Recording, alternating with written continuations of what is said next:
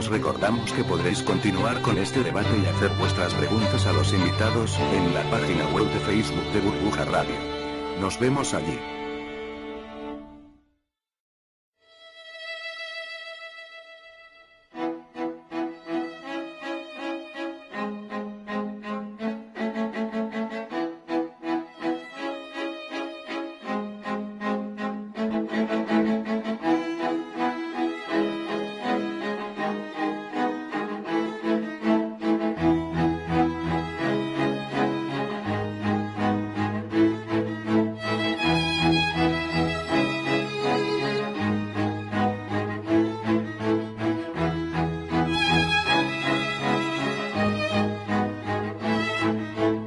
Están ustedes escuchando Economía Directa.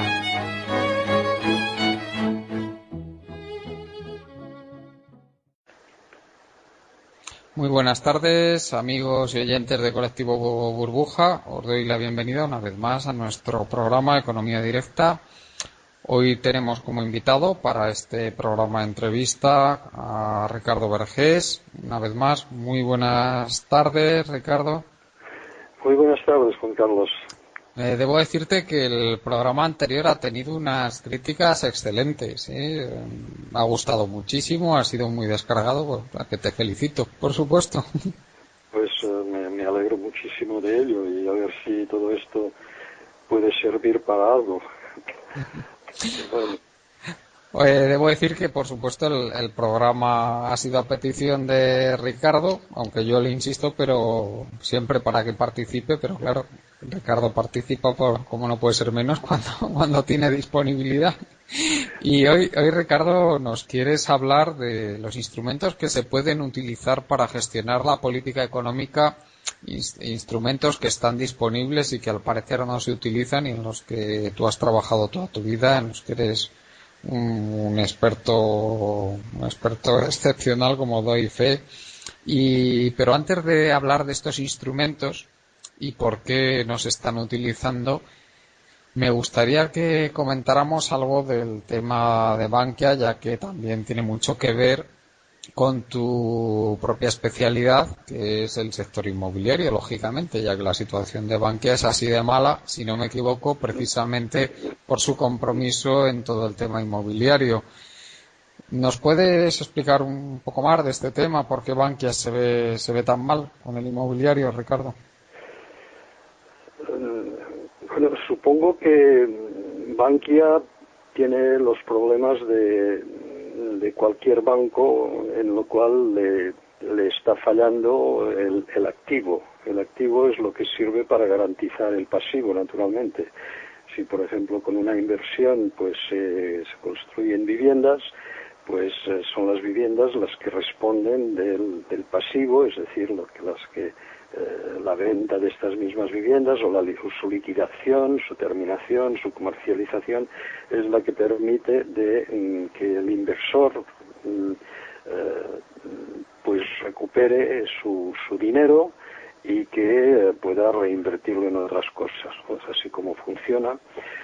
Y lo que pasa es que algunas veces las cosas no salen bien y que el proceso de inversión no puede ser llevado a su fin.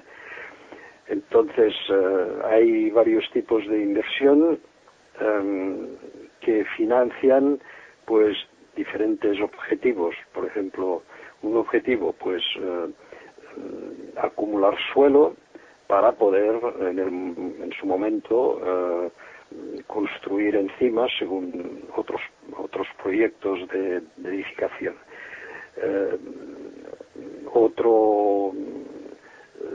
Otro tipo de inversión es prestar para que la gente pueda comprar los edificios. O sea, tenemos yo lo resumiría en tres. Actualmente, en la situación actual, los activos digamos con valor real, es decir, activos que se pueden vender, se pueden liquidar, etcétera, son los suelos, los edificios y luego las hipotecas. O sea, también se puede prestar dinero a gente para que compre las hipotecas, etcétera. cuando uno o dos o esos tres objetivos no salen bien, en el sentido de que o bien no se pueden construir si son suelos, o bien no se pueden terminar si son construcciones, o bien no se pueden vender si lo que se visa es recuperar el dinero por parte de los constructores a partir de la compra de un usuario final. Si de estas cosas no se pueden ver, pues no se puede terminar el proceso de patrimonialización y es como si no hubiéramos hecho nada. Entonces, ¿qué pasa con el banco que ha prestado en estos tres capítulos o en uno de ellos? Pues sencillamente que pues el banco está obligado a recomprarle la totalidad de lo que hay para evitarle de ir a concurso, lo cual supone además un gasto suplementario que no es del agrado de nadie, y esto es lo que hay. No hay salida sin una reducción de las expectativas de los frutos de la inversión, es decir, que estas viviendas o estas solares se tienen que liquidar muy por debajo del valor esperado. Y claro, el banco el banco se encuentra el mismo entre el yunque y el martillo. El martillo es el que reclama su inversión, y el yunque es el que tiene que satisfacer estas exigencias, es decir, el comprador, lo que sea. Y si no hay salida, pues estamos en un apuro que es en práctica, en el caso de España, pues es lo que nos ha metido en una crisis. Unos quieren recuperar su dinero y otros son incapaces de adquirir o de solventar la inversión o de liquidar la inversión. Entiendo. Entonces, sí, perdona, sigue. Sí. Entonces el problema que hay es que a menudo lo que no tenemos y que deberíamos tener, por lo menos para iniciar un proceso que nos lleve a la resolución del problema, es tener conocimiento de este activo, perdón. O sea, en particular son el tema de los stocks. Bueno, si hacemos una cuenta muy rudimentaria y suponemos que más o menos es lo que sabemos sobre los stocks, que existen alrededor de 2 millones de viviendas de las que no sabemos demasiado bien qué ha pasado con ellas.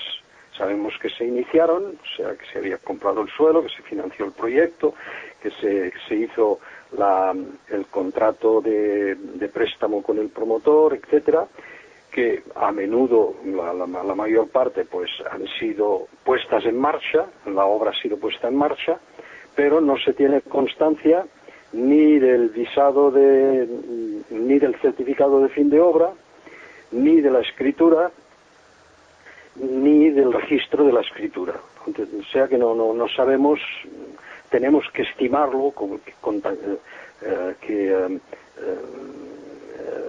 a partir de ciertos datos generales, pero no tenemos una observación sistemática del estado de estos stocks.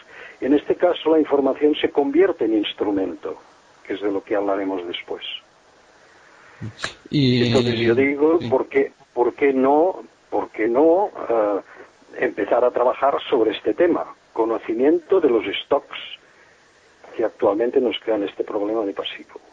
Sí, pero entiendo que es desde el propio poder público, es desde donde no se ha querido conocer exactamente el estado del inmobiliario, porque ellos sistemáticamente, cada vez que se oye a un político hablar del stock de vivienda pendiente, de cuántas viviendas hay sin vender, de cuántas viviendas hay iniciadas y en curso de construcción, de cuánto suelo hay recalificado, dan unas cifras que son ridículamente bajas. O sea, que se entiende que ellos son los primeros que no quieren que esto se sepa, ¿no?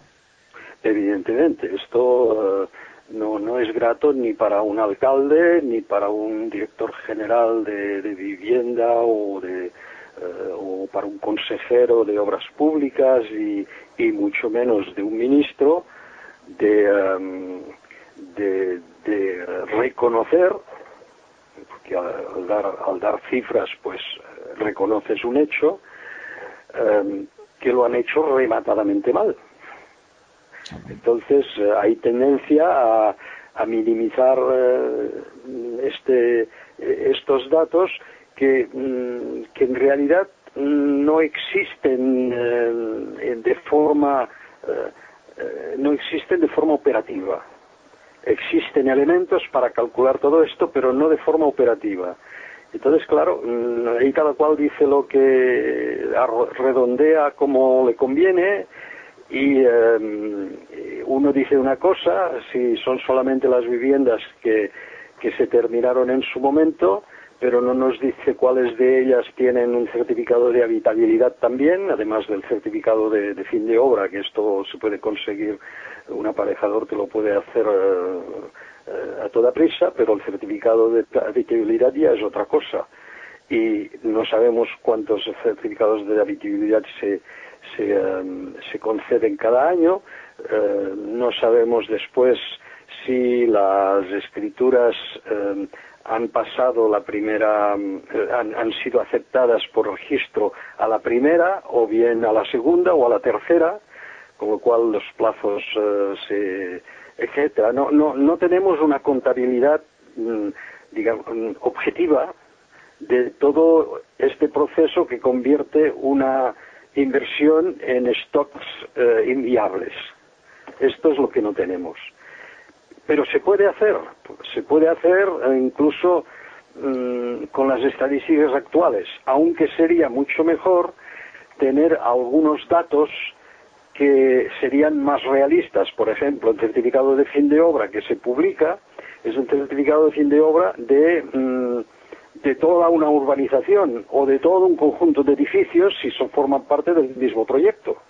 Esto no quiere decir que antes de llegar a este certificado final se han podido obtener una cantidad casi cercana al total de viviendas de la operación en forma de certificados parciales que permiten ya la obtención del certificado de la cédula de habitabilidad, que permite la comercialización, permite la escritura y permite incluso el registro.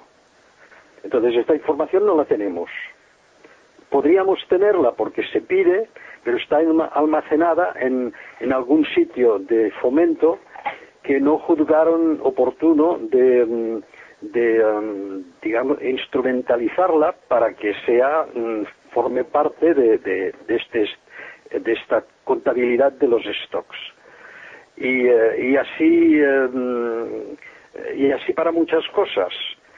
Por ejemplo, no sabemos si las escrituras el registro de las escrituras es primera solicitud de registro, o bien segunda, porque la primera fue rechazada debido a vicios de forma o algunas veces de fondo, o tercera vez, etcétera. Con lo cual, el notario dice, esta vivienda ha sido vendida, pero en tal momento, y aquí está la escritura, pero el registrador te dice, no, la fecha de registro es mucho más tardía. Bueno, esto tampoco no lo tenemos, etcétera. O sea que hay un trabajo de instrumentalización que hasta ahora nos hemos pasado de ello porque no pasaba nada, todo se vendía, etcétera, pero que ahora forma parte del problema, y de un problema gravísimo, ya que si liquidáramos todos los stocks de vivienda al precio de la primera tasación, sacaríamos suficientemente, un volumen suficiente como para liquidar la deuda inmobiliaria exterior de prácticamente de toda España. O O sea, sacaríamos, digamos, si hay 2 millones de viviendas en esta situación, multiplicado más o menos por 200.000 euros la vivienda, pues sacaríamos alrededor de 400.000 millones, que son que coinciden con la deuda que tenemos, que nuestras empresas o nuestros bancos tienen con el pasivo exterior. O sea, los bancos exteriores que nos han prestado este dinero. O sea que no es baladí, no es una sutileza, está en el fondo del problema. Un mejor conocimiento de los stocks podría aliviar el problema y tenemos la obligación de hacerlo. Pero no podemos porque, bueno, pues nadie parece apresurado para poner en marcha la construcción de estas series que se pueden llegar a hacer por municipio. Esto creo que es uno de los problemas que subyacente y que ahora, con está la situación de Bankia, que parece ser, sobre todo, que tiene, al haber absorbido Cajasol, creo, en fin, ya no me acuerdo. Sí, exactamente. Bancaja, Cajamar, Caja Segovia y Caja de Ávila, sí. Entonces, esencialmente, yo creo que los problemas de Bankia son los problemas que han traído consigo estas entidades que estaban antes ahí, que están ahora agrupadas. Por consiguiente, no entiendo que sus despachos de estudios o sus consultores o incluso el gobierno no hubiera exigido, con el tiempo que pasamos ya, que estamos en crisis, con los 4 o 5 años de crisis, que no se haya realizado este trabajo. Yo he intentado hacerlo por mi lado, pero claro, si me entero de que y además lo he publicado en artículos de carácter científico, que los datos que tenemos a propósito de las compras de vivienda o a propósito de la construcción de vivienda no traen la distinción de si el propietario o el comprador es una persona física o bien una persona jurídica. O sea que no sabemos si las ventas que ahora figuran en las series de los notarios o en las series de los registradores, si el comprador es un usuario final o bien es un intermediario más que ha sido puesto ahí por el banco para intentar salvar los muebles, metiendo a buen recaudo, liberando, digamos, al promotor. Esto es una información fundamental. Claro. No, porque pues no la tenemos tampoco. Eso es algo que hemos denunciado. Y esto yo no lo he podido hacer. Sin embargo, la distinción se puede hacer porque existe una serie y una sola serie de precios que sí lo hace, que son con los precios de los notarios. Y que es el INE, pero que lo hace en forma de índice. Y además un índice que solo ha aparecido a partir de 2007, es decir, cuando ya era demasiado tarde. Entonces, quiero decir que si la información es buena, tenemos muchas más probabilidades de actuar racionalmente y de poder contribuir a resolver el problema.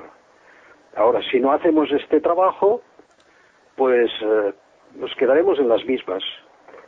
Ya, pasando si quieres al otro tema del que vamos a hablar en esta entrevista, Ricardo, sí, que tiene por supuesto mucho que ver con esto que acabas de decir. Hay ahora mismo toda una serie hay una discusión tremenda a nivel teórico, a nivel de economistas, sobre qué es lo que ha pasado, qué es lo que ha desencadenado esta crisis. Tenemos por un lado personas que claman por la destrucción del capitalismo, por la eliminación de la propiedad privada, por la eliminación vuelve, por supuesto, esto pasa siempre, que estos movimientos surgen. Dicen que el capitalismo ha demostrado su fracaso con esta crisis y que por lo tanto se debe eliminar y que cuanto antes muera mejor. Tenemos a otros que abogan por la eliminación total del Estado, por la eliminación de los bancos centrales, pues y que lo que dicen es que hay que dejar que la economía de mercado actúe libremente sin ningún tipo de traba, ni de cortapisa, ni de regulación. Estos son los anarcocapitalistas que también tienen muchísima voz ahora. Yo, por supuesto, creo que tú tienes una opinión totalmente diferente de cualquiera de estos dos grupos. Dinos un poco qué idea tienes tú, qué es lo que ha ocasionado realmente a nivel de regulaciones o a nivel de falta de información, qué es lo que ha ocasionado esta crisis y qué idea tienes tú de cómo se podría, o sea, qué se podría hacer para evitar que esto se repita en el futuro. Ya sé que es una pregunta complejísima, pero bueno, yo te dejo hablar. Bueno, yo lo podría decir a través de mi experiencia y del entorno, de las experiencias que yo he podido hacer en un entorno que ha sido el que ha sido, y que es un entorno que con unos años de más desde que lo viví, es un entorno que me parecía muy republicano. Es el mismo que había justo antes e incluso durante la ocupación romana, es decir, el mundo ibérico, el mundo celtíbero de esta zona de terreno, de suelo que va desde La Rioja hasta Cuenca prácticamente, pero del lado del sistema ibérico. Era una especie de triángulo que había sido ocupado desde hacía siglos, quizá milenios, por pueblos que tenían en común una raíz ibérica, ¿no? Y esta raíz incluso en un momento dado llegó a la bética, o sea que era un entorno que comerciaba. Y lo sabemos porque es ahí donde se encuentran la totalidad de yacimientos en los cuales se encuentran monedas. O sea, fuera de este entorno, o sea, todo en la meseta y el noroeste, no se han encontrado monedas. No había monedas, no había mercado. Bueno, podía haber mercado de trueque, y lo había seguramente. O bien habían encontrado medio de hacer intercambio con monedas perecederas, por ejemplo, trozos de madera, o bien papel, o trozos de piel, etcétera, porque la moneda no es necesariamente metálica. Pero si mira un poco las webs, los sitios de informática que han sido desarrollados estos últimos tiempos por esta raza que se llama los numismáticos, ¿no? Los Sí. que aficionados a la moneda, pero esto es de una riqueza increíble, porque te permite de ver no solamente el estado de desarrollo económico de los pueblos que llevaban a cabo el acuñado de monedas y el intercambio de monedas, sino también digamos, el talante comerciante y el talante productor de estos pueblos. Y yo la verdad es que nací y crecí allí. Además, la primera moneda autóctona acuñada fue acuñada hacia 600 años antes de Jesucristo, 300 años, o sea, bastante antes de la llegada de los romanos, en el pueblo en el cual nacieron mis antepasados paternos, Castelló de Empurias, ¿no? Es allí donde hubo la primera ceca, y no lejos de allí había la de Rosas, la de Rodes, y etcétera. Y cuando hubo sospecha de que había romanos o cartagineses que con pretexto de pasar o de ayudar para las guerras púnicas querían ocupar el territorio, pues los líderes, los responsables o los notables de los pueblos que que defendieron la independencia de los pueblos que estaban allí, pues uno era de Lleida y el otro era de Vic. O sea, Indíbil y Mandonio eran dos comerciantes o dos agricultores o dos, bueno, llamémoslo príncipes como mucho, o dos guerreros, qué sé yo, pero estaban allí en las zonas precisamente donde había gran producción agrícola. O sea que había un mercado, etcétera. Y yo digo, esto es estas cosas son el capital que la humanidad tiene para poder desarrollarse. Es este tipo de intercambios, este tipo de renuncia a cualquier ocupación, a cualquier coercición para obtener más dinero, más bienes, más suelo, más poder, etcétera. Hay una manera de vivir que es precisamente el verdadero libre mercado, y en el cual, bueno, pues se comprueba que el libre mercado pues es muy humanista, resuelve prácticamente todos los problemas de la sociedad, y esto con buen rollo. Entonces, rechazar el libre mercado pues es devolvernos a la edad, al neolítico, es decir, incluso antes del neolítico, donde por supuesto el problema general era la supervivencia al día, y si se veía a alguien amenazador pues se suprimía al personaje. Es esto lo que... ¿Cómo haremos sin mercado? Cuando voy a comprar cualquier cosa pues es un mercado. Claro que no es tan libre como desearíamos, de acuerdo, pero esto depende de nosotros si se lo hacemos libres o no. Y lo mismo para la moneda. La moneda pues puede ser un instrumento maravilloso. Además, no hace falta que sea de oro, de plata, un simple papel puede servir, a condición de que sea aceptado por todos y que todo el mundo confíe en ellas, que esto es otra cosa. Entonces, si las reglas del mercado y las reglas monetarias, las reglas de circulación de la moneda, que las conocemos de sobras, permanecen, se perfeccionan, pues no veo dónde hay el problema. ¿Dónde está el problema? El problema está en hacer cumplir estas reglas o en crear un ambiente en el cual sea posible de cumplirlas. Pero sin mercado no podríamos subsistir, nos retrocederíamos al nivel de la caza y de la pesca como lo practican los animales. Esto es lo que hay. El mercado es un instrumento vital que ha sido creado por la propia especie, y sin el mercado no seríamos seres humanos como somos hoy. Y claro, si el mercado, si lo suprimimos, pues no sé lo que pasaría. Además, dime.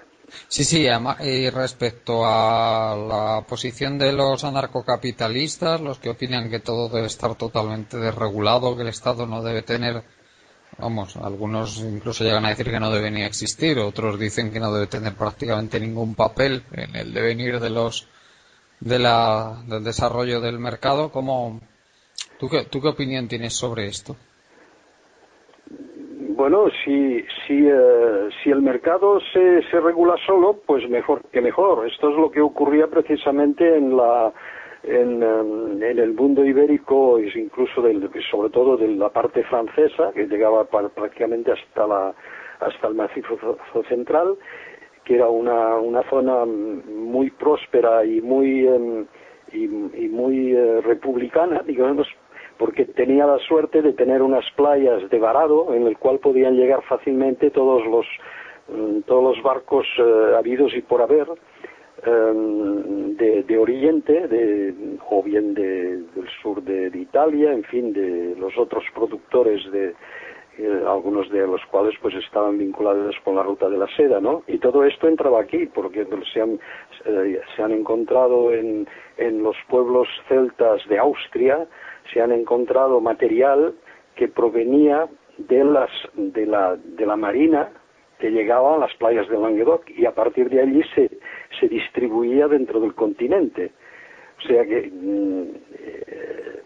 yo creo que si hay esta regulación por sí misma y el mercado lo permite, pues yo creo que no hay necesidad de plantearse el problema.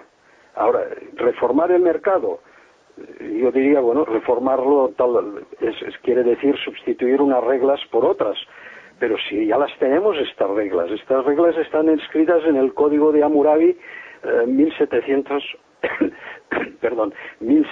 años antes de Cristo. Bueno, pues si se quieren hacer nuevas reglas, sí que la tecnología exige que sean mucho más refinadas, porque ahora es mucho más fácil de falsificar o de hacer valoraciones ditirámbicas o de mentir, etcétera, porque la comunicación es muchísimo más potente y muchísimo más fluido que era antes, ¿no? Pero las reglas son las mismas. No matarás, no robarás, no mentirás y cosas de este tipo. Y cuando el mercado aplica esto y lo aplica en defensa no solamente del interés de cada uno de los partners, siempre he echado en falta que en España no tengamos, en castellano no tengamos una traducción práctica de partners, los que comparten el mercado, es decir, la oferta, la demanda y todo esto, pues si estas reglas son entendidas y son practicadas por unos y por otros, pues no creo que necesitemos una cosa más. En este caso, pues sí que lo que tendrían que hacer los gobiernos es hacer una cosa que no hacen ahora, que es vigilar la regulación de estas reglas. Es decir, que estas reglas estén reguladas, o sea, que hay regulación, que existan y que luego que se cumplan. Y si no, para ello está la justicia, o incluso sin ir a la justicia, la negociación, el arbitraje, etcétera. Todas estas cosas son medios muy civilizados de que las reglas se cumplan. Ahora, si llega allí un potentado, alguien que tiene más poder que los demás y que lo quiere todo para él, como ha ocurrido con ciertos empresarios españoles que creían que eran los dueños del mundo y se fueron a Francia haciendo OPAs hostiles para comprar las mayores inmobiliarias francesas, que no son muchas, no están tan desarrolladas como aquí. Y esto lo tengo de personas que conozco allí y que han estado del otro lado de la barrera, ¿no? Y que ahora se quejan de que estas empresas que quieren apoderarse de todo, pues están muy vinculadas con el fútbol, están muy vinculadas con el tráfico monetario, etcétera. Y es esto, yo creo que lo que se tiene que hacer es hacer que estas cosas sean más difíciles de llevar a cabo. Y entonces pues las cosas van a volver a su cauce, espero yo. O sea, es decir, que el papel del Estado es básico para que se respeten estas reglas a las que te refieres, ¿no? Bueno, y que no llegue alguien... esto ya, claro, ya hay no sé si lo mencionó ya en la otra entrevista, pues hay un premio Nobel que es Ronald Coase, que creo que todavía vive, que sí, es muy viejo, pero todavía vive, sí. Y hizo uno de sus 3 principios, era precisamente el de la relación entre los gobiernos y la información. Y decía, esperamos de los gobiernos que regulen los mercados, excepto uno, el de la información. Esta debe ser libre, totalmente libre. Claro que la información, para que sea libre y funcione, tiene que ser verídica, es de buena calidad, etcétera. Si no circulará, o bien será, si es engañosa, entonces no. Pero el mercado regula muy bien la información. No necesita que la regulen. ¿Por qué? Porque si se regula la información, entonces puede que estemos desregulando el mercado. ¿Entiendes? Este es su principio. Y los intereses que están detrás de esto pues son efectivamente muy reales, muy efectivos, y por consiguiente son peligrosos. Por consiguiente, la información, cuanto más, mejor, a condición de que sea de buena calidad.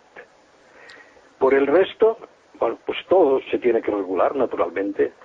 Por ejemplo, si ahora se abriera la posibilidad de cambiar el signo de la subasta de pescado, que tradicionalmente ha sido a la baja, o sea, será un precio de salida, y luego la adquisición se lleva a cabo por el que da el primero un valor. O sea, que todo el mundo se calla hasta que haya uno que dice, yo a este precio ya compro. Y entonces él se lo lleva, lo cual evita de estas subidas increíbles, como por ejemplo en las subastas de arte, donde un pequeño trozo de tela se puede vender no sé cuántos millones. Bueno, generalmente eso se responde con una cierta calidad, pero no creo que a nivel de la transferencia de recursos sea muy sano de tener unos sistemas de precio de este tipo. Si cambiáramos la regulación del pescado, entonces veríamos de la subasta del pescado, entonces quizá destrozaríamos este capital humano que tenemos, que es precisamente las lonjas de pescado, que existen desde la antigüedad y siempre a la baja. Entonces, este es yo soy muy partidario de que haya un gobierno, de que haya un mercado, de que podamos trabajar, que los que trabajan quizá tendrían que tener más implicación en la capitalización de sus propias empresas, etcétera. Bueno, esto hay que ver cuáles son los problemas y trabajar en ello. Pero de aquí a decir que el Estado no tiene por qué intervenir, o bien de que el mercado no tiene por qué tiene que ser totalmente libre para lo mejor y para lo peor. No, el mercado tiene que ser, bueno, repito lo que ya he dicho antes, ¿no? Yo creo en todo esto. Y vemos que lo que ha pasado durante todos estos años es que hay una queja enorme por parte de muchas personas de que los poderes económicos se han inmiscuido dentro de los gobiernos, dentro del poder político, han presionado para que se regule a su favor lo que no se debería regular o lo que se debería regular de otra manera. Han presionado para que se desregule aquello que se debería regular porque les favorecía a ellos si estaba desregulado. Han presionado, se han hecho con los medios de comunicación de manera que han controlado el flujo de información para que no se sepa lo que ellos no quieren saber, no quieren que se sepa, o para que se difunda información falsa. Han presionado también en la dirección de que no se elabore la información que se tendría que elaborar para que haya un correcto conocimiento económico. Vamos, ¿tú estás de acuerdo con estas quejas que tiene mucha gente sobre que esto es un... Por supuesto, incluso personalmente yo he sufrido bastante de encontrarme tener que sufrir las consecuencias de estas maneras de actuar. Esto es inmoral, no se puede hablar de interés público, porque no es verdad. La gran parte del personal político que tenemos y del personal empresarial pues van a lo suyo, no van a lo de todos, van a lo suyo. O sea que la famosa frase de Lincoln, que le hizo ganar las elecciones con entusiasmo, cuando en un discurso de apenas 10 minutos, en el cual dijo: el poder del pueblo por el pueblo, para el pueblo. Entonces nosotros lo que hemos hecho es cambiar, bueno, no nosotros, pero los que nos gobiernan han cambiado el último pueblo, lo han cambiado por poder. O sea, el poder el poder del pueblo, por el pueblo, puesto que son elegidos, para el poder. No para el pueblo, para el poder. Entonces ya no funciona, claro.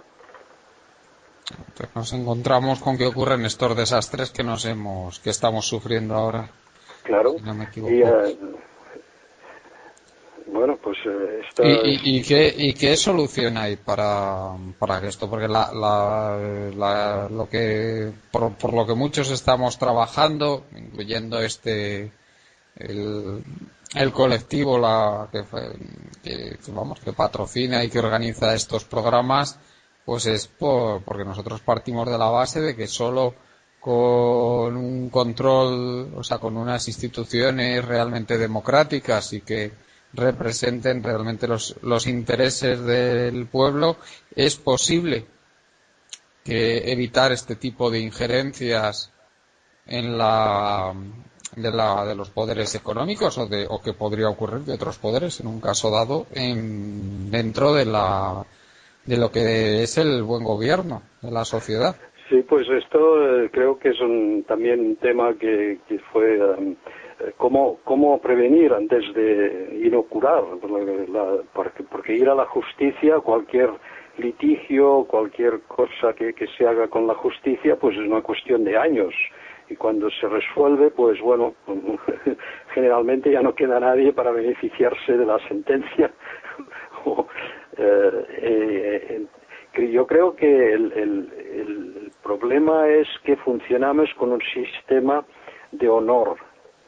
Esto del honor, el honor y la confianza es una temática que a mí me entusiasmaba, y no me entusiasma ahora porque casi no leo nada de esto, no sé dónde ha pasado. Digamos que lo que en el momento en que tú ya no puedes poner en evidencia algo hecho por alguien a quien tú debes el respeto del honor, es decir, que es un honorable, una persona que no puede ser tachada de cualquier hecho o cualquier incluso solamente de la sospecha para poder enjuiciarlo, que no es posible de hacerlo por imperativo legal, porque no se hace. Y antes, bueno, nadie reconocía este hecho, pero si contrariaras este hecho, es decir, que tú denunciaras a alguien que tiene cierto poder, pues eras el primero en enterarte, ¿no? Porque el primero que pagaba las consecuencias era tú mismo. Hoy en día, con la información, esto ya es más difícil. O sea que se pueden decir cosas. Vimos, por ejemplo, la que se armó con WikiLeaks, y entonces esto es la mejor defensa, porque claro, la persona que ha cometido algo y que esto acaba sabiéndose, pues inmediatamente está bajo una sospecha social. Y luego, bueno, pues si hay que recurrir al juez, pues se recurre al juez. Pero lo importante es esto, conocer a las personas, conocer a los funcionamientos, para que este conocimiento nos dé confianza. Y si no se puede interponer el honor en esto, hay una tradición anglosajona que ya era visible en la leyenda del rey Arturo, del rey Arturo, ¿no? Que la ley obligaba también al monarca, al rey, a todo el mundo. La ley era igual para todos, pero vemos que en los hechos las reglas que sanciona la ley no son iguales para todo el mundo, porque bueno, pues ya lo estamos viendo constantemente en España. Entonces yo creo que hay que distinguir entre el honor se impone, mientras que la confianza se merece. Entonces, hagamos de manera a que todo el mundo tenga que merecerse esta confianza, porque si yo no confío en ellos, pues me da igual su honor. Y creo que esto haría retroceder muchas actuaciones que son francamente inmorales, pero que acaban acometiéndose de forma impune, a causa precisamente de que, bueno, pues un día a mí me dijeron: a la señora ministra tú no la toques. Esto me lo dijo un periodista. ¿Y por qué yo no voy a tocar a la señora ministra? Aparte de que no, yo no toco a las señoras, pero en fin, ¿qué razón hay para que yo no le diga que esta señora no tiene razón en este punto? Y que no es de recibo que esconda ciertas informaciones sencillamente porque esto no convenía al ministro de Hacienda o al ministro de Economía y Hacienda, ¿no? No puede ser esto. Hay que reaccionar. Y una vez conseguido un cierto nivel de confianza, entonces ya las cosas son mucho más sencillas.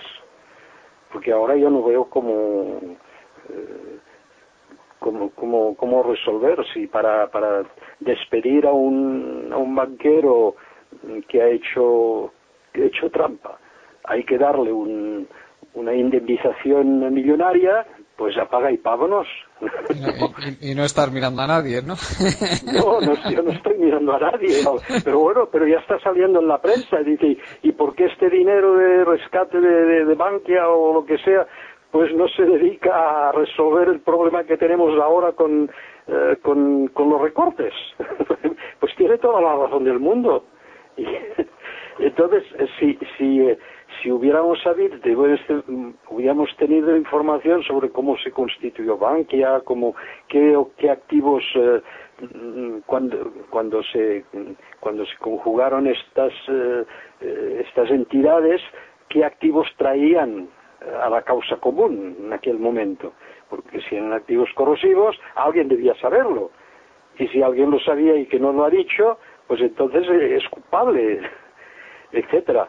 Es esto lo que yo digo, sanear un poco, y el hecho de haber vivido en pleno franquismo, en un ambiente que era mucho más, que tendía mucho más al mercado auténtico, al mercado libre, y esto digo, en pleno franquismo, me persuade de que esto es posible.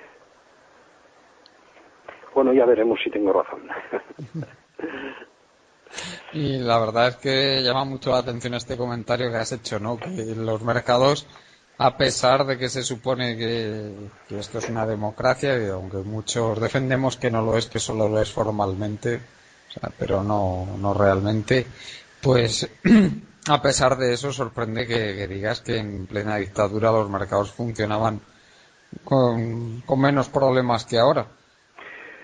Pues esto es un hecho bastante, no sé si en la anterior entrevista hablé de esto, que yo cuando me fui a Francia, pues tenía 20 años, era en 1955. Bueno, sí, ese tema lo comentaste. Tema, sí, Bueno, pues esto es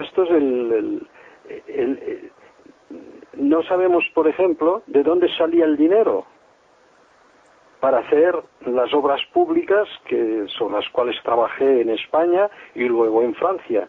No se sabía de dónde venía el dinero. Lo que sí se sabía es que no venía de fuera. Cada país traía el suyo. Sí, bueno, pues muy bien. Y el ahorro español, pues era poquísimo. Sin embargo, pues hemos hecho la red de pantanos entre Peñas, la electrificación la electrificación de Renfe, la puesta al día de Telefónica, en fin, que se han hecho una cantidad de cosas que nos han traído, pues sencillamente, una mayor calidad de vida y esto prácticamente sin deuda externa. No necesitábamos, hubiéramos necesitado, pero nadie nos lo daba. Y en Francia todavía tampoco. Nadie nos prestaba, efectivamente. Nadie prestaba, ¿no? Este dinero de la globalización financiera, pues prácticamente esto es hace 15 o 20 años como mucho.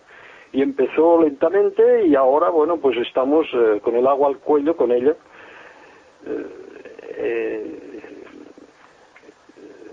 ¿Por qué decía yo esto? Porque me parece que se necesita saber a dónde vamos con lo que tenemos. Y este cálculo no se ha hecho nunca. Si con lo poco que teníamos hemos sido capaces de industrializar gran parte de España y a mejorar de forma significativa la calidad de vida de los españoles, con además un sistema de salud que es probablemente uno de los bueno, que hasta ahora era uno de los mejores del mundo, y aunque contaba sobre todo con la dedicación y digamos la voluntad de trabajo de calidad del cuerpo profesional médico y sanitario, pues esto es muy importante, y no lo hemos hecho hemos hecho esto a menudo con tecnología de fuera, porque nos habíamos quedado rezagados en esto, en la tecnología, pero no en la capacidad de apropiársela, o sea, de utilizarla, y en la capacidad de trabajo de los propios españoles. Esto no es que seamos modélicos, pero estamos en la onda totalmente. Y yo digo, ¿y por qué esta vez tenemos tanta dificultad para decir, bueno, tenemos un problema, lo vamos a resolver y tiramos para adelante? No podemos. Entonces, este es el problema que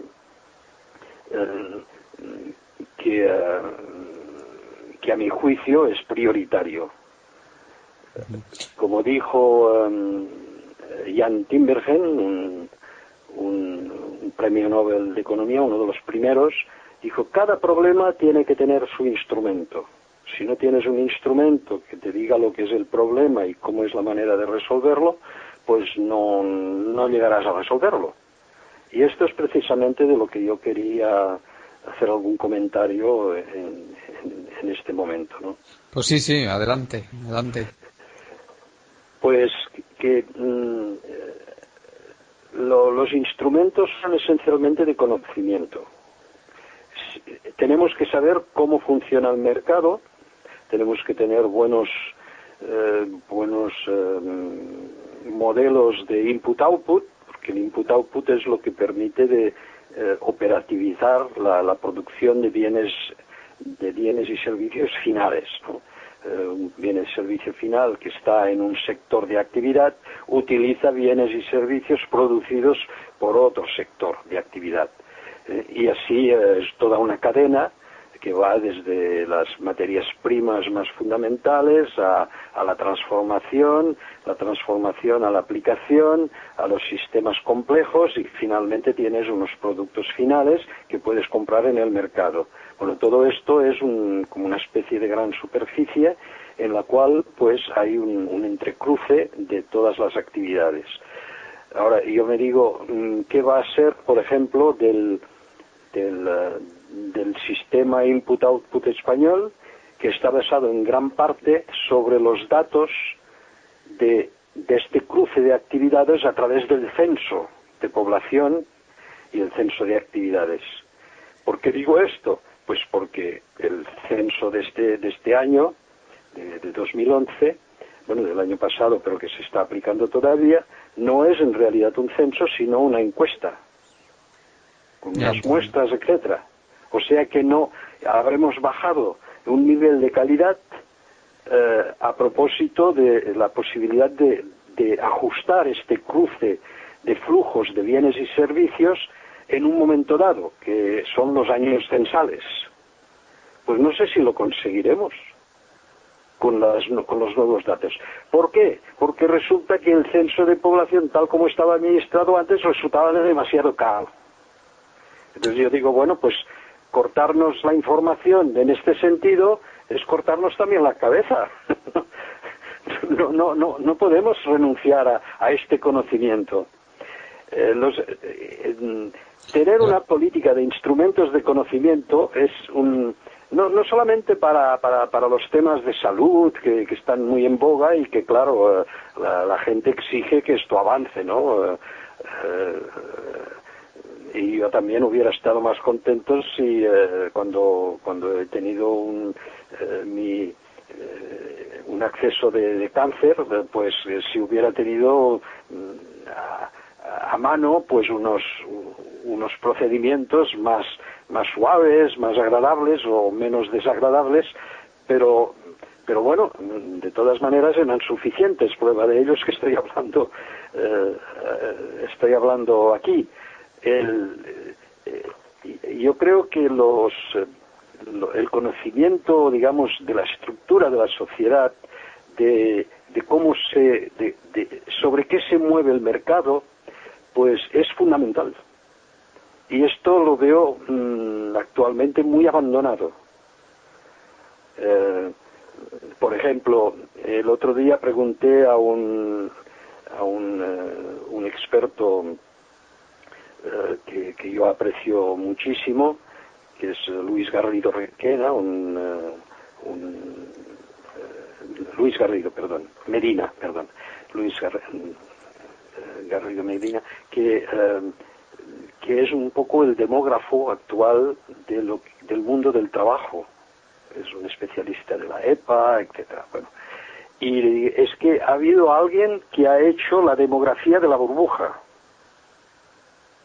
O sea, que ha hecho un seguimiento de la burbuja y de la crisis, pero del punto de vista de los movimientos de población, del envejecimiento de la población, de la sucesión generacional y de todos estos, que claro, ha recibido el impacto de un cambio de condiciones, ¿no? Y me dijo que, bueno, aparte él mismo, que ha trabajado un poco sobre esto, pues que no ha habido en España estudios de este tipo. Entonces, claro, si abandonamos el conocimiento, abandonamos la información, pues entonces quizás sí estemos dando razón a todos aquellos que decían, bueno, todo esto hay que quitarlo de en medio y volver a empezar de cero. Pero ya me dirán de que después de la cifra cero, ¿qué habrá? ¿Qué 1 y qué 2 y qué 3 habrá? Si habremos destruido lo que tenemos ahora, o no lo hemos revitalizado, ya no nos sirve. Un modelo base 1991 no nos sirve. El de 2001 nos sirve un poquitín, porque no tenemos otro, pero lo normal hubiera sido que tuviéramos también una base input-output de 2011. Esto es, yo reivindico el derecho de poder trabajar con un input-output de 2011, aunque no sea lo mío, pero bueno, hay otros sectores que son lo mismo, y precisamente a esto quería referirme, que el gran problema de los stocks que hemos examinado hace un momento, pues requeriría un instrumento que es un conocimiento geográfico muy muy preciso de dónde están estos activos corrosivos, de poder evaluar su liquidación posible o probable, de ver qué alternativas tendríamos en caso de que no fuera así, etcétera. Y con estos conocimientos, poco a poco, los políticos ya sabrían más o menos por dónde ir. ¿Sabes lo que yo creo que pasa, Ricardo? Que es que a los políticos realmente no les interesan para nada los datos, porque para ellos son un estorbo a lo que realmente quieren hacer, porque normalmente les llevan la contraria a los datos. Entonces, ellos, yo creo que los desprecian totalmente los datos. Si yo me enterara de que hay de todas maneras me he enterado, pero vamos, supongamos que oficialmente yo tuviera algún poder y me enterara de que un político rechaza la información, yo lo denunciaría, le diría, señor, dimita. No puede ser, ¿cómo puede ser usted? Esto es uno de los principios más antiguos de la sociedad. Confucio sabía que no podría impedir la maldad en los gobernantes, pero lo que sí quería es que por lo menos sean cultivados, que por lo menos tengan información, que por lo menos sean gente que saben de qué hablan. Y esto hace ya 2000 años o más. No puede ser que un político rechace información o que diga que no le conviene la información. Ya, está allí para ello. La fuerza de la democracia americana, y aunque ha perdido mucho, era que había tres instituciones básicas a la que compartía el poder, que no era el jurídico, el judicial, era otro. Decía, el elegido, o sea, senador o congresista, puede estar en un sitio o en otro, pero estos sitios son tres. Uno, con el pueblo para conocer los problemas. No, para detectar los problemas, perdón. O bien en la biblioteca del Congreso, que es la mayor biblioteca del mundo, y todo el mundo lo sabe, para conocer los problemas. O bien en el escaño para resolver los problemas. Y efectivamente, cuando ves la televisión en Estados Unidos o en Canadá, pues ahora quizá menos, pero cuando yo estaba allí, pues salía el político que decía, a mí me gustaría resolver este problema. Pero inmediatamente aparecía el administrador, ya sea un ministro, ya sea un alcalde o quien sea, que decía, sí, pero este problema es de tal naturaleza y tiene estas pegas, porque, en resumen, que usted, el político, puede resolverlo o no puede resolverlo, porque no hay los recursos o por lo que sea. O sea que había un enfrentamiento, un equilibrio que se establecía entre los deseos y las intenciones del político, que supuestamente las traía de su contacto con la calle, en función de los recursos. Y luego llegaba un tercero, que a menudo no llevaba corbata, que era el universitario, que decía de qué se trataba el problema, cuál era el punto de conocimiento que teníamos hoy de este tipo de problemas. Y entonces sí que la sociedad pues acababa teniendo una idea bastante global de lo que estaba en juego, y podía apoyar al político, podía o no apoyarlo, o bien podía creer al universitario o no podía creer, o no podía creérselo, o bien, en el caso del administrador, podía considerar que era un hombre honesto, o bien un corrupto. Si los tres aparecen, entonces damos la vuelta a la situación. Y es ahí donde se distribuye el mercado de la confianza. Si se confía en que este trío funciona bien, es que estamos bien gobernados. Y si no, si hay un desmadre o que hay alguno que falla y que no, pues entonces hay que hacer algo. Y esto es un poco lo que no tenemos en España. Cuando alguien, cuando un político decide una cosa, sale en la televisión y nos cuenta cómo debemos actuar. Nos lo dicen, ahora lo que toca es hacer esto y esto y esto. Les digo, oiga señora, porque bueno, no señaló a nadie, pero dice, por favor, yo sé muy bien lo que quiero hacer, o pretendo saberlo, tanto o mejor que usted, ¿no? Entonces, ¿para qué me cuenta a mí que tengo que hacer esto o lo otro? Que tenemos que lo primero es hacer esto o lo otro. Bueno, un momento, vamos a discutirlo. Y es esto lo que falta en España. Es que es todo menos un mercado libre, vamos, para entendernos. O sea que yo cojo y entonces para todo esto hay que meterlo en una máquina, que es los instrumentos que nos cuantifican, que nos dan alternativas, que nos permiten los grandes logros de la sociedad han sido así de siempre, ¿no? Hacer proyectos, cuantificarlos y llevarlos a cabo con los recursos de la propia sociedad. Y si todas estas condiciones no se realizan, pues no nos encontraremos en situaciones como las actuales, donde además nadie sabe qué hacer. Bueno, y desde luego ni lo saben ni quieren saberlo tampoco, entiendo yo. Bueno, claro, sí. Porque sí, lo que habría que hacer es lo contrario de lo que ellos quieren hacer. Claro, porque el tríptico de Lincoln no se cumple, ¿no? El tercer supuesto no es para el pueblo, es para el poder, ¿no? O sea, es el pueblo que elige, es el pueblo que genera el poder, ¿no? Que lo ejerce de alguna manera a través de sus elegidos, pero este poder los elegidos lo utilizan para ellos, no para el pueblo. Pensando como Berlusconi, que si mis intereses personales son respetados y cumplidos, pues esto quiere decir que los intereses de Italia también son respetados y cumplidos. Y ya vemos lo que ha dado, ¿no? Y bueno, todo esto lo podríamos meter también en clave de humor, porque tengo una vez reflexioné, conocí a alguien que enseñaba en un instituto los juegos de circo, y lo enseñaba con una base humanística muy buena, porque enseñaba el equilibrio, sencillamente. Y entonces, en un momento dado salió esta observación: la vida es como un circo. El que no sabe de equilibrio acaba de payaso.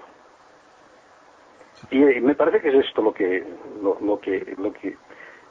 mal en España, que hemos perdido el sentido del equilibrio, no sabemos cuáles son las fuerzas en equilibrio y estamos haciendo el payaso. Es esto lo que estamos haciendo.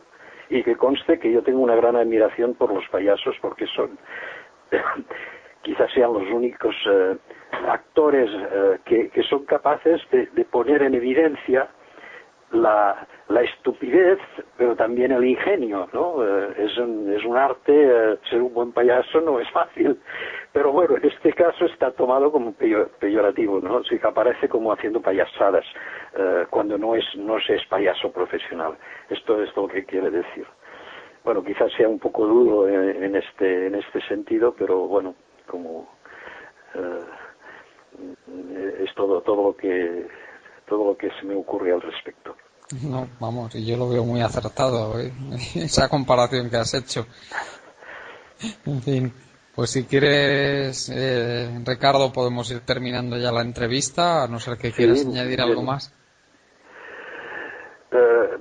A propósito de instrumento, pues esto yo creo que lo más actual sería hacer una campaña para recabar toda la información que podamos, ya sea de los productores, como los arquitectos, los aparejadores, los promotores, aunque esto va a ser muy difícil para los promotores porque no han jamás producido un solo dato, y los administradores, las corporaciones de registro y de escritura, etcétera, del propio gobierno, del INE, para llegar a tener un conocimiento muy preciso y muy profundo de este stock que nos está estorbando. Y entonces ya podremos saber, por ejemplo, una cosa muy, muy interesante. Podremos saber lo que puede valer como garantía y lo que no puede valer como garantía. Porque claro, si alguien dice, bueno, pues mira, si no podemos devolver, pues vamos a entregar este inmueble, pues sí, pero por favor, si este inmueble no ha sido terminado, o si este inmueble contiene unos ingredientes como la situación, por ejemplo, que está en medio de un páramo, que nadie irá allí a vivir en su vida, esto no sirve de garantía. Estudiar las garantías y transformar los stocks en términos de garantías sería una operación estupenda, una operación que permitiría de levantar una cantidad de incertidumbres considerable.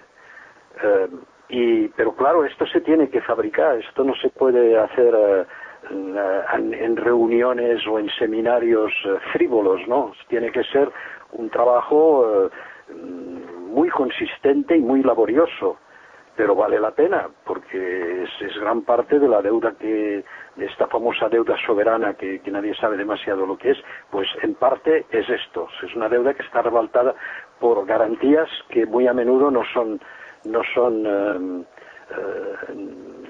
aplicables, no son operativas, y que solo se cuenta con la devolución del equivalente en dinero, y este dinero tampoco no es operativo, o sea que estamos cerrados a cualquier otra posibilidad. Por consiguiente tenemos que estudiar esto, pero muy en detalle, a nivel incluso municipal, y dentro de los municipios incluso algunas veces a nivel de los distritos y todo, para saber cuántas viviendas hay, cuántos edificios de servicios hay, cómo están utilizados, etcétera, cuáles son si están endeudados, naturalmente, porque si no lo están, entonces ya no vale la pena.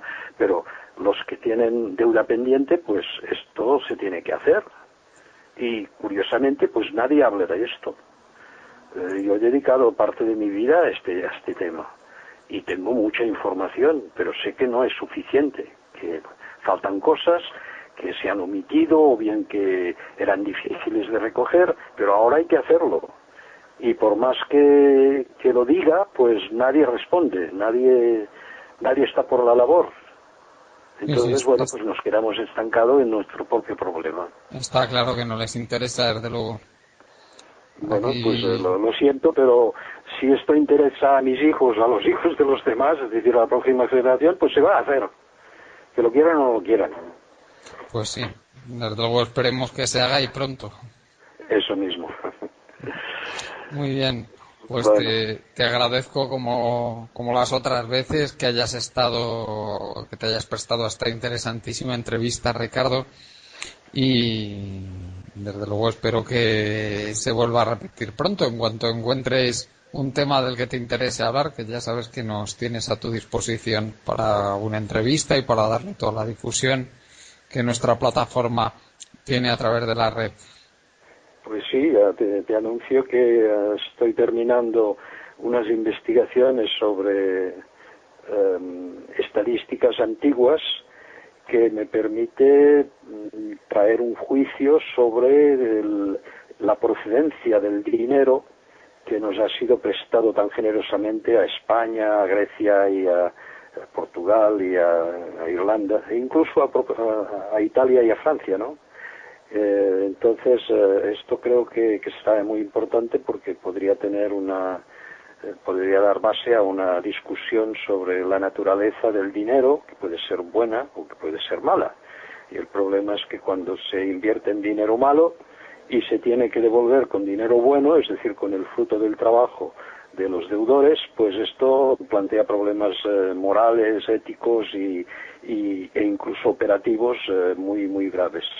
Y se valdría la pena que dedicáramos un poco de tiempo a ver pues esto. Creo que podemos... tendría unos resultados bastante significativos. Pues si quieres te emplazo aquí mismo para la próxima semana, para un nuevo programa en el que podemos hablar de esto. Pues muy bien, de acuerdo. Nada, hasta entonces, Ricardo.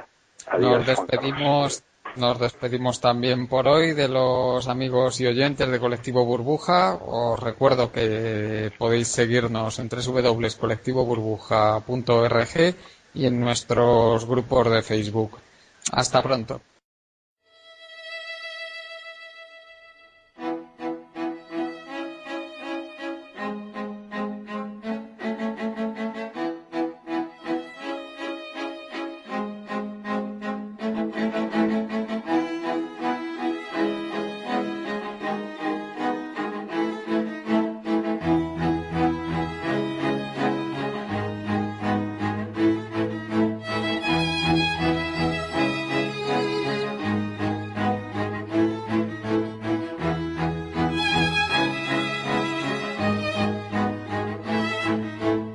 Están ustedes escuchando Economía Directa.